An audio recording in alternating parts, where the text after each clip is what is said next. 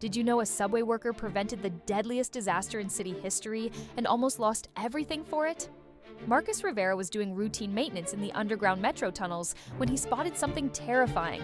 Massive support beams had deep cracks running through them, but his supervisor had marked them as approved. 50,000 people rode these trains every single day. Marcus knew what he had to do, but his boss made it clear. Report this and you're fired. He had a family to feed, bills to pay, but he couldn't ignore what he saw. So he took photos of every cracked beam, every falsified report. When he contacted the transportation authorities, corrupt managers tried to silence him. They threatened his job, his reputation, everything. But Marcus stood firm.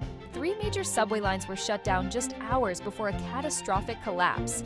Instead of being fired, he was promoted to chief safety inspector with a $40,000 raise. Sometimes doing the right thing costs everything, until it rewards you with more than you ever imagined.